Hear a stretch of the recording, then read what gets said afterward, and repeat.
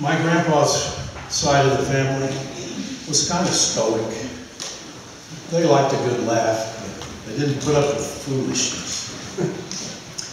And I'm thinking that somewhere out there, one of you folks has, at least one, has done something foolish in your life. Has had to suffer the consequences of it.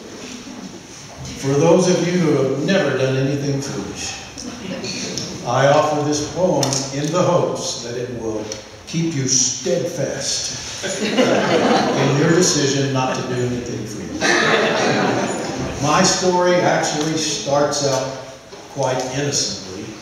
I packed 200 pounds of salt on Turk and started up the trail to Aspen Park. We had all afternoon to do this work and be back to the barn before it's dark.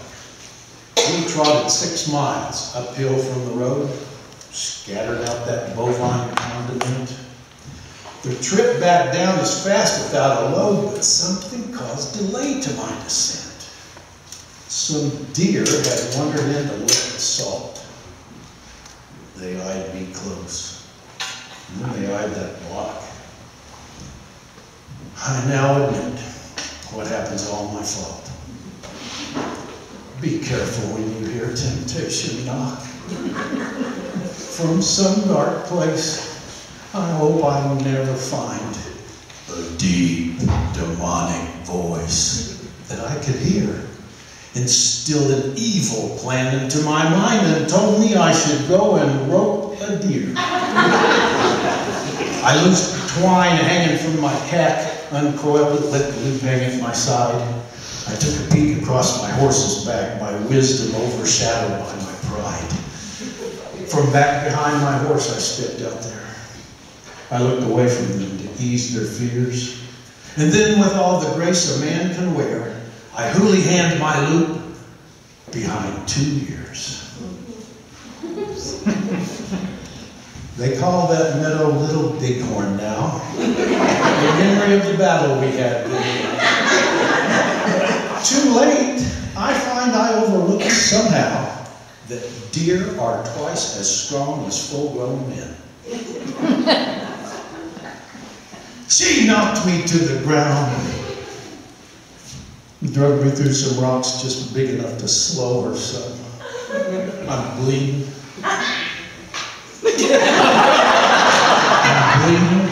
My nose is knocked askew. My wrist is red and raw. My hand is numb. On top of that, to make my shame complete, I found that I forgot my .38. I pitched my slack to signal my defeat and waited for her anger to abate. She sprang just like a kitty on a rat. In great surprise that she'd resumed the fight, I tried in vain to swat her with my hat. I ask you now, did you know deer can bite? You're the first one that ever did. They can. They bite down hard and don't let go. I added that to other facts I'd missed, and screeched like a soprano when that doe reached out and sank her teeth into my wrist. The proper thing to do when you are bit is just stay calm. Try to use your head. Where strength has failed, resolve to use your wit. I chose to scream and shake and stomp instead. This brought to light more venison deceit. A deer can box just like a kangaroo. They're twice as tall when standing on hind legs. Their hoofs are quick and sharp as razors too.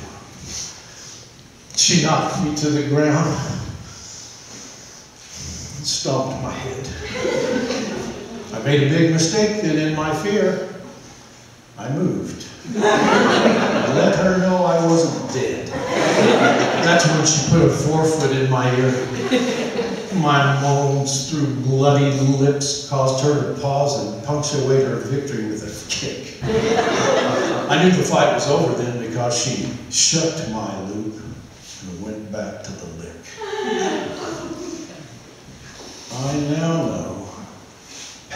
assault's a risky game. Next time I do it, I'll come armed, of course. Else I'll stay home and work on something tame, like tacking shoes on Boss's outlaw horse.